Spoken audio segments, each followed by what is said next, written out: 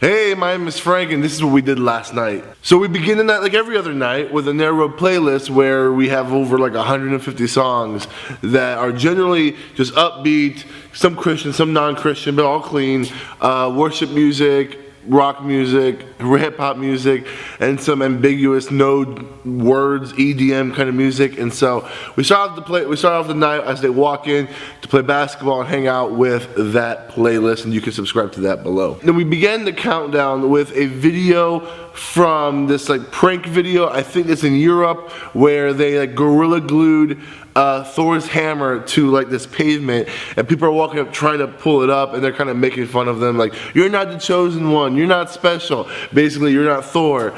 And it was just kind of funny watching people pull it up. So it was kind of funny, not super funny. That's why it was a perfect countdown video, because I really didn't care if people watched it. I just wanted to make sure that they knew to get to their seats. So you can check out that video below. The other two funny videos, I was kind of scraping because I needed to find some videos quickly, but conveniently, since the Age of Ultron movie is coming out this weekend, I was able to find two videos I thought were appropriate for the theme of this weekend. One of them was the Batman v Superman trailer that came out recently, and it was good. It wasn't bad. It was funny. They kind of made fun of themselves in the trailer. You have to watch it. The How It Should Have Ended, or Haishi, I think is the abbreviation, always does a really good job, and for the most part is pretty clean. The second funny video I show is by the same people that How It Should Have Ended, and it was the Age of Ultron trailer of How It Should Have Ended, and that was really funny because it ended with Batman and Superman teaming up with Ultron to defeat the Avengers, and there's a bunch of like Disney references. Our kids really enjoyed it, and so I ended with that video because that was a funnier video. So check that out. All of this is going to be on videosforstudentministry.com. Those are two funny videos. And then we transitioned to Gaga Ball, which, as you can see over there, is my Gaga pit. And I've tried to be very sporadic when we play Gaga Ball, because I know our kids love it, they'll play all the time. But I purposely been being kind of closed off about that, because we're doing a lock-in in like 2 or 3 weeks, and that's gonna be a major fixture of the night. And so I don't want the kids to get tired of Gaga Ball before that day. And so we played Gaga Ball. It was a lot of fun. We played the whole group, then just guys, then just girls, and then just a leader game. And the leader game was probably the most violent and most intense. Of course it is, because I'm in it and I didn't win, but it was still very awesome. Then I made up a series of 3 games that I got from Rhett and Link. If you go to Rhett and Link's Facebook, they have a bunch of like little 1-minute, little fast, upfront 2-person games that will be great for student ministry. Some of them are a little messy, some of them you might get in trouble for playing, but for the most part their videos their games are very appropriate for student ministry. And so I did 3 games that I thought were really funny, and I actually used 2 leaders to play the game, specifically a married couple, because I just felt it was a little intimate in some cases, and so it would be better for a married couple. So I called it the Gauntlet of 60-second weird games. And the first game we played of these games was they had to get a broom and they had to put it between their shoulder and their head, and they got to put their hands behind their back, and they had to sweep candy for like a total of like maybe 6 feet, 7 feet, and then to sweep candy into this small like 10-inch box that I created on the floor. And the person with the most candy in that box wins. And it was goofy, it was awkward, they were like slouched over, and it was really funny. There's Rhett and Link plays the game, so you can really see how easy it is. You can see that below. It's a good game to get the goofiness out. And this one you can do anybody. It doesn't have to be a married couple. But their married couple did some married couple things, and the husband like pushed the wife in the butt and tried to knock her out.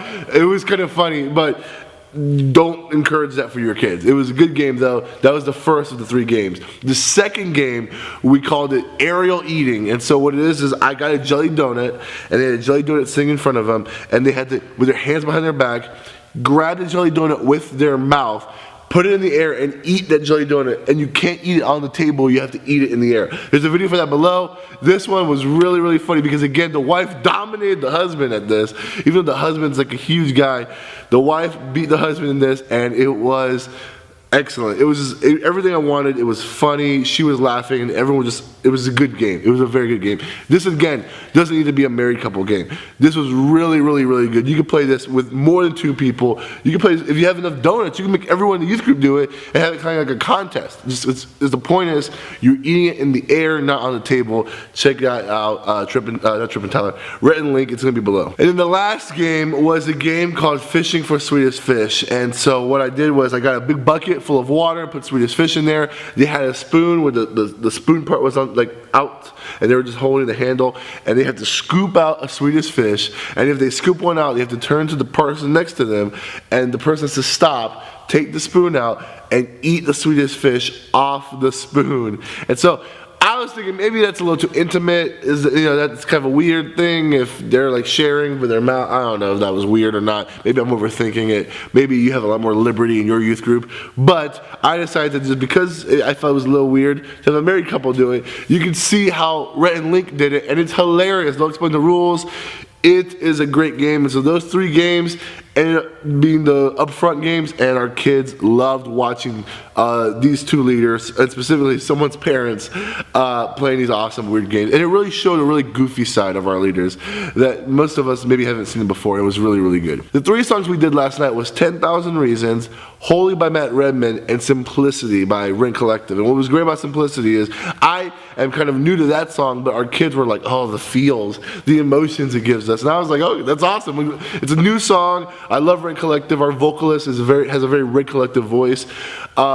Check that song out. Check these songs out. They're all linked below. I ended my I Am series tonight, and I talked about Jesus being the vine and how we are connected to him. And if we're not connected to him, we are essentially useless, and we absolutely need Jesus. But a focal point is the love of the Father to us. I just hammered that in from every single angle, that God loves us, that there's nothing that we can do to make God love us less or love us more. And God loves us even in our darkest hour, that while we were still sinners, Christ died for us. And so I kept hammering that over and over, and then I got to show one of my favorite videos of all time. And I can't believe I don't know if I added this yet to Videos for Student Ministry. If not, I'm adding it and I'm featuring it right now. God's Chisel. I'm not a big Skit Guys fan, even though all their videos are pretty good. It's just, I find like just natural YouTube videos to be better.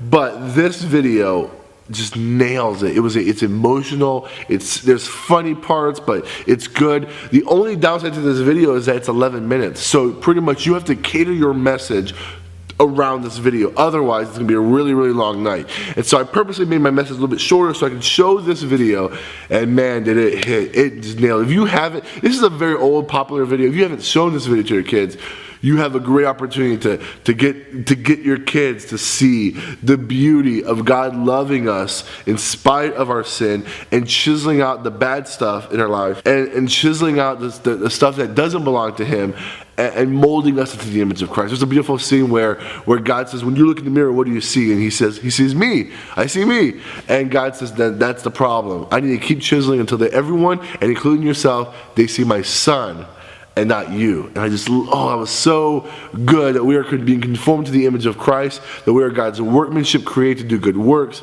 and that our identity and the voices that we're hearing, if it's not from God, that stuff needs to be chiseled away. So it was a great video, a good message, and the kids, I believe the kids enjoyed it. They were receptive to it. They were talking to me about it after the message, and it was great. So I'm done with the I Am series. We're starting a new series next week, but one thing that's on my mind right now that I'm focused on is my lock-in. I have a lock-in in a couple weeks. In fact, this weekend though, we have a scavenger hunt at a local fair, which I'll talk about later. I'm using this new app called Goose Chase. I'll review it later. But the big thing that's on my mind right now is the lock-in that I have. I have to order t-shirts. I have to do all this stuff. I'm kind of like, my mind's a million miles a minute right now for it, but I'm looking forward to doing it, and my goal is to make a lock-in that doesn't suck. And if I can accomplish that, I'm telling you all my secrets, because one thing I know is that lock-ins are terrible. I hate lock-ins. I know some of you guys are drunk and you love lock-ins. That's not me.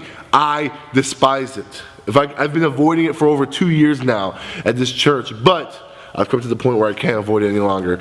And so my goal is to make a lock-in that doesn't suck, and so hopefully if I accomplish that, I'll give these tools to you, and so that you guys can have a lock-in that doesn't suck. Alright guys, like and subscribe. If you like these videos, subscribe to my channel. I show more than just youth ministry videos. Occasionally I'll add some goofy stuff like my Snapchat story of me changing a tire. I'm going to start doing some more reviews and talk about specific youth ministry things outside of this context, this series.